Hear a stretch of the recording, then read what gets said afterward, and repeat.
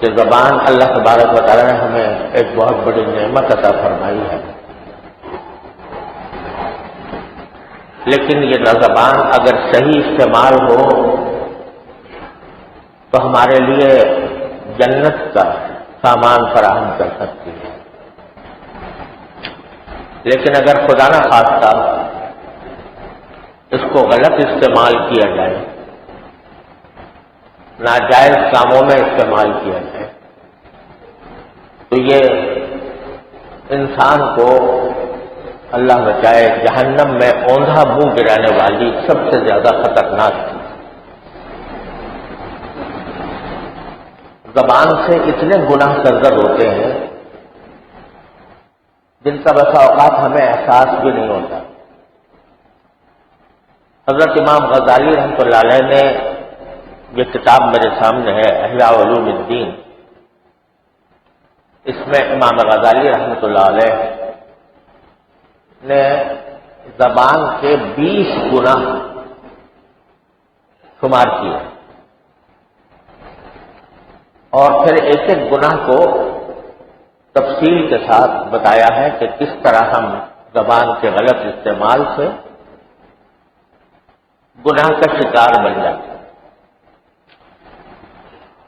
حاصل ساری باتوں کا یہ ہے کہ آدمی کو اپنی زبان کو قابو میں رکھنے کا اہتمام کرنا چاہیے، یعنی بولنے سے پہلے سوچنا چاہیے کہ جو بات میں کہنے جا رہا ہوں وہ آیا مجھے جنت میں لے جائے گی یا جہنم میں لے جائے گی۔ اور اسی لیے احادیث میں رسول کریم صلی اللہ علیہ وسلم نے اس بات کی ترغیب دی ہے کہ جہاں تک ممکن ہو انسان خاموش رہے۔ خاموش رہے گا تو بہت سی بلاؤں سے بچے گا، اور زبان کو بے تکان استعمال کرے گا تو کسی نہ کسی طرح کسی وقت اللہ بچائے وہ جہنم کے گڑھے میں گر جائے۔ حضرت امام غزالی رحمۃ اللہ علیہ فرماتے ہیں کہ یہ زبان ایسی چیز ہے کہ اس سے گناہ بہت جلدی سرزد ہو جاتا ہے۔ بعض گناہ ایسے ہوتے ہیں جن کو ارتکاب کرنے میں کچھ وقت لگتا ہے، کچھ محنت لگتی ہے، کوئی کام کرنا پڑتا ہے۔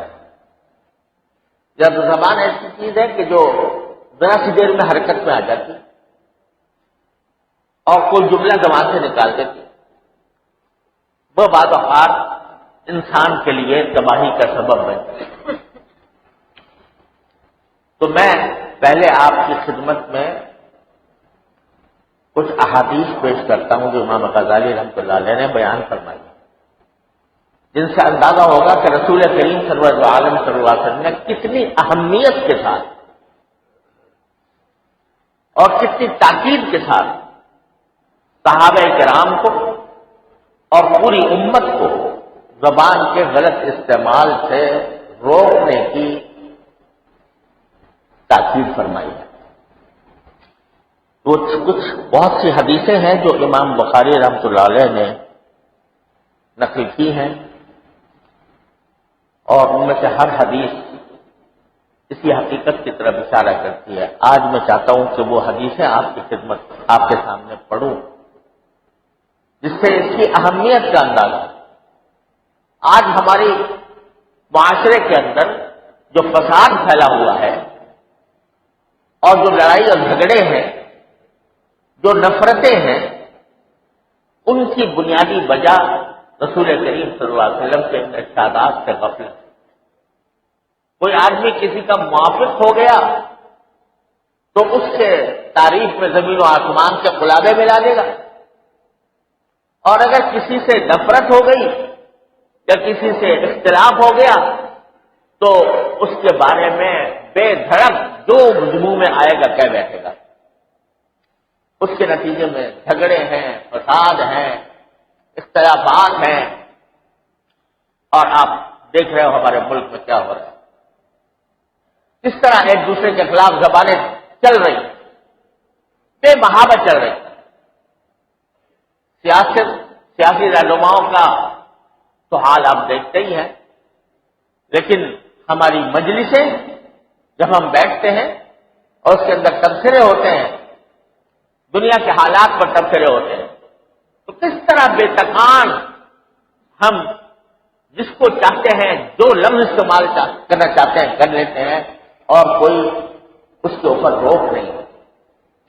تو میں کچھ حدیثیں سناتا ہوں جو امام غزالی رحمۃ اللہ علیہ نے احیاء العلوم میں نقل کی ہیں. ان میں سے بعض اکثر حدیثیں تو بالکل صحیح سند سے ہیں، بعض کی سندیں ضعیف ہیں، کمزور ہیں، لیکن جو بات اس میں کہی گئی ہے وہ دوسری صحیح احادیث سے بالکل مؤید ہے. اس لیے فرمایا، ایک مختصر جملہ تو یہ فرمایا نبی کریم سرور دو عالم صلی اللہ علیہ وسلم نے، اور یہ فرمایا کہ من صمت نجا، جو خاموش رہا وہ نجات پا گیا، جو خاموش رہا وہ نجات پا گیا. یعنی صرف ضرورت کے وقت میں آدمی بولے اور اچھی بات کہے اور ورنہ خاموش رہے، تو خاموشی جتنی زیادہ ہوگی اتنا ہی انسان کو گناہوں سے حفاظت رہے گی. من صمت نجا.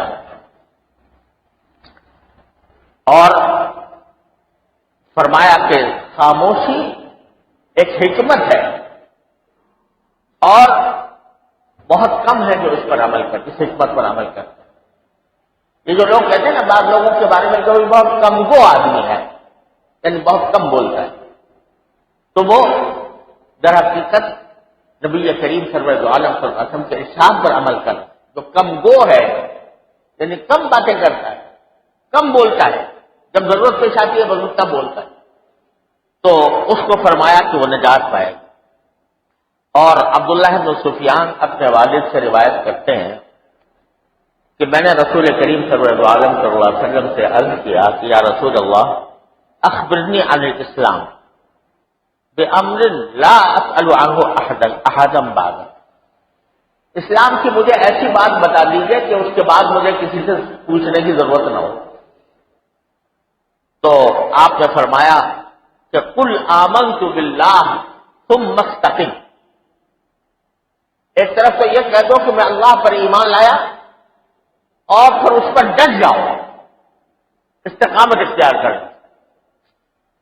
تو انہوں نے پوچھا کہ یا رسول اللہ کن چیزوں سے مجھے پرہیز کرنا چاہیے، کن چیزوں سے مجھے رکنا چاہیے؟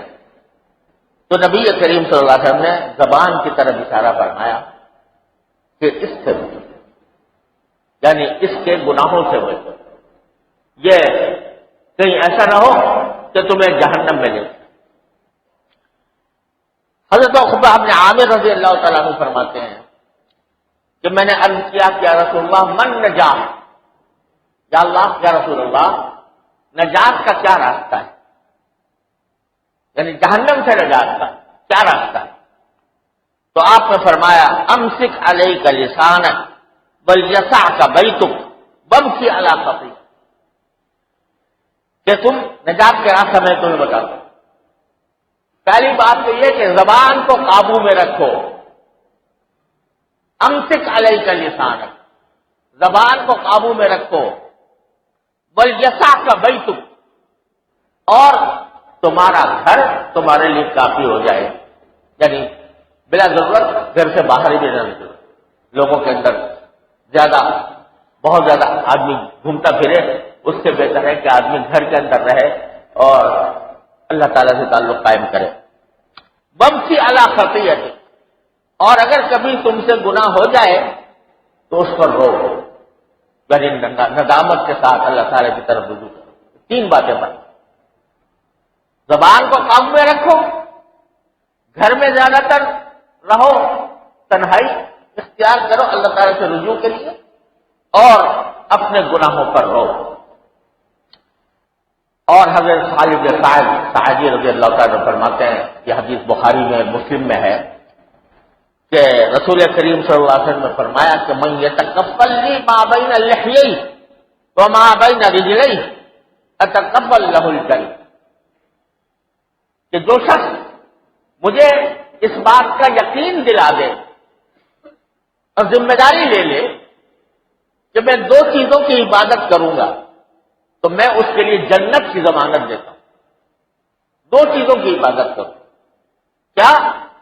ایک وہ چیز جو انسان کے جبڑوں کے درمیان ہے، اور وہ کیا ہے؟ زبان. ایک اس کی حفاظت کی ضمانت لے لے کہ میں اس زبان کو غلط استعمال نہیں کروں گا.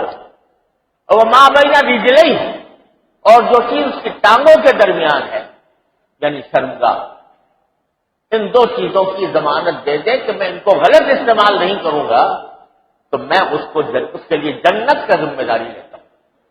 رسول کریم صلی اللہ علیہ وسلم فرما رہے ہیں کہ میں جنت کی ذمہ داری لیتا ہوں جو ان چیزوں کی حفاظت کرے.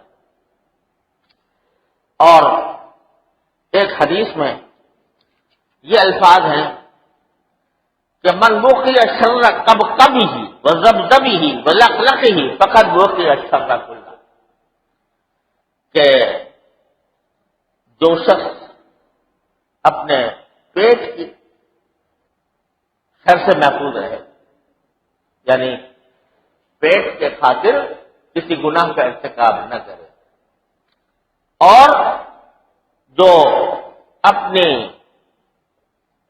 شرمگاہ کے شر سے محفوظ رہے کہ اس کو غلط استعمال نہ کرے، اور جو شخص زبان کی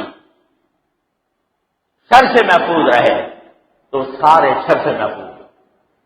اگر دیکھو سارے گناہ جو ہیں ان تین چیزوں سے متعلق ہیں: پیٹ اور شرمگاہ اور زبان. سارے شر اس سے پیدا ہوتے ہیں. آپ نے فرمایا کہ اس سے اگر کوئی شخص اپنے آپ کو بچا لے اس کے شر سے تو سارے شر سے محفوظ ہو جائے گا. اور ایک روایت میں الفاظ یہ ہے کہ وہ جنت کے حقدار ہو. ایک مرتبہ رسول کریم صلی اللہ علیہ وسلم سے پوچھا گیا، صحیح حدیث میں ہے، کہ سب سے زیادہ انسان کو جنت میں داخل کرنے والی چیز کیا ہے جو انسان کو جنت میں لے؟ تو آپ نے فرمایا کہ تقوی اللہ و حسن الخلق. دو چیزیں ہیں، ایک اللہ سے ڈرنا، تقوی اختیار کرنا، اور اچھے اخلاق. دو چیزیں ہیں جو سب سے زیادہ انسان کو جنت میں لے جانے والی چیزیں دو ہیں. ایک تقوی، اللہ سے ڈر، اللہ کا ڈر، اللہ کے سامنے جواب دہی کا احساس کہ مجھے اللہ تعالیٰ کے سامنے پیش ہونا ہے تو اس کی وجہ سے میں کوئی ایسا کام نہ کروں جو اللہ تعالیٰ کو ناراض کرنے والا. اور پوچھا گیا، یعنی ایک تو بات پہلے یہ پوچھی گئی کہ سب سے زیادہ جنت میں کیا چیز داخل کرے گی انسان کو، تو فرمایا تقوی اور حسن اخلاق. اور پھر پوچھا گیا کہ سب سے زیادہ جہنم میں داخل کرنے والی چیز کیا ہے، تو آپ نے فرمایا کہ دو خالی چیزیں، ایک منہ اور ایک شرمگاہ. الاجوفان الفم والفرج، یعنی منہ کے اندر زبان ہوتی ہے تو منہ کے اندر، منہ کو اگر آدمی محفوظ رکھ لے کہ حرام چیز نہ کھائے اور زبان کو ناجائز کام میں استعمال نہ کرے، جھوٹ نہ بولے، غیبت نہ کرے، بہتان نہ لگائے، کسی کی دل آزاری نہ کرے، تو یہ انسان کو جنت میں لے جائے گا. لیکن سب سے زیادہ خطرناک بات یہ ہے کہ ان کو غلط استعمال کیا جائے. اور حضرت معاذ بن جبل رضی اللہ تعالیٰ عنہ جو رسول کریم صلی اللہ علیہ وسلم کے بڑے لاڈلے صحابی ہیں، حضرت معاذ بن جبل رضی اللہ تعالیٰ عنہ انصاری صحابی ہیں اور بڑے لاڈلے حضور اقدس صلی اللہ علیہ وسلم. وہ ایک مرتبہ انہوں نے پوچھا کہ یا رسول اللہ انؤاخذ بما نقول، یا رسول اللہ ہم جو باتیں زبان سے کرتے ہیں کیا اس کا بھی مواخذہ ہوگا آخرت میں، کہ ہم سے پوچھا جائے گا کہ تم نے کیا بات کہی تھی، اس کا مواخذہ ہوگا؟ تو حضور اقدس صلی اللہ علیہ وسلم بے تکلف کے ساتھ میں، کیونکہ لاڈلے تھے تو بے تکلفی کے ساتھ فرمایا سکینت کا امک یبن جبل، اے جبل کے بیٹے تمہاری ماں تمہیں کھوئے. یہ بے تکلفی کا جملہ ہوتا تھا. وَهَلْ يَكُبُّ النَّاسَ فِي النَّارِ عَلَى مَنَاخِرِهِمْ إِلَّا حَصَائِدُ أَلْسِنَتِهِمْ. انسانوں کو جہنم میں ناک کے بل گرانے والی کوئی چیز کیا اس سے زیادہ ہے جیسے انسان کی زبان؟ لہذا یہ جو تم پوچھ رہے ہو کہ کیا ہمارے جو باتیں کرتے ہیں ان پر بھی مواخذہ ہوگا، تو مواخذہ بھی معمولی مواخذہ نہیں. یہ زبان کو اگر غلط استعمال کیا تو جہنم میں اوندھے منہ ناک کے بل گرایا جائے گا. حضرت عبداللہ ثقفی رضی اللہ تعالیٰ عنہ فرماتے ہیں کہ یا رسول اللہ، میں نے عرض کیا کہ یا رسول اللہ مجھے کوئی ایسی بات بتائیے کہ جس کو میں پکڑ کے بیٹھ جاؤں. تو پہلے تو آپ نے فرمایا کہ ایک مرتبہ یہ کہہ دو کہ میرا پروردگار اللہ ہے، ربی اللہ، تم مستقیم اس پر استقامت اختیار کرو. تو پھر میں نے پوچھا کہ یا رسول اللہ سب سے زیادہ آپ کو میرے اوپر کس چیز کا خوف ہے، یعنی اس چیز کا اندیشہ ہے کہ اس کی وجہ سے مجھے اللہ کی ناراضی کا سامنا کرنا پڑے گا اور گناہوں کا ارتکاب کرنے میں مبتلا ہوگا. یہ سب سے زیادہ آپ کو میری کس چیز کا خوف ہے؟ تو آپ نے زبان کی طرف اشارہ فرمایا، اس کا خوف کہ تم نے کہیں اس کو غلط استعمال کر لیا تو تمہارا انجام بہت خراب ہو. حضرت معاذ رضی اللہ تعالیٰ عنہ نے ہی پوچھا کہ یا رسول اللہ کون سا عمل سب سے زیادہ افضل، سب سے زیادہ افضل عمل کون سا؟ تو رسول کریم صلی اللہ علیہ وسلم نے اپنی زبان مبارک باہر نکالی، ایسے کر باہر نکالی اور اس پر اپنی انگلی رکھی اور فرمایا یہ، یعنی اس زبان کو اگر اللہ کے ذکر میں استعمال کرو گے، اللہ کی یاد میں استعمال کرو گے تو یہ سب سے زیادہ افضل عمل ہے.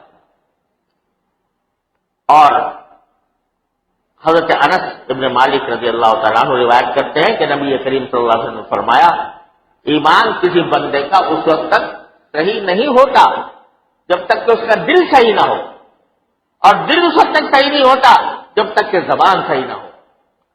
اور کوئی ایسا شخص جنت میں داخل نہیں ہوگا کہ جس کے پڑوسی اس کی تکلیفوں سے محفوظ نہ ہو، یعنی پڑوسیوں کو تکلیف پہنچاتا ہو. اور ایک حدیث میں ارشاد فرمایا من سرہ ان یسلم فلیلزم الصبر، جو شخص یہ چاہتا ہو کہ وہ سلامت رہے یعنی جہنم سے سلامت رہے تو خاموشی اختیار کرے. اور فرمایا کہ جب بندہ صبح ہوتی ہے تو سارے اس کے اعضاء جو ہیں، سارے اعضاء وہ زبان کو یاد دلاتے ہیں کہ ہمارا اللہ سے ڈرنا، کیونکہ اگر تم سیدھی رہی تو ہم سارے اعضاء بھی صحیح رہیں گے، اگر تم ٹیڑھی ہو گئی تو ہم سب ٹیڑھے ہو گئے.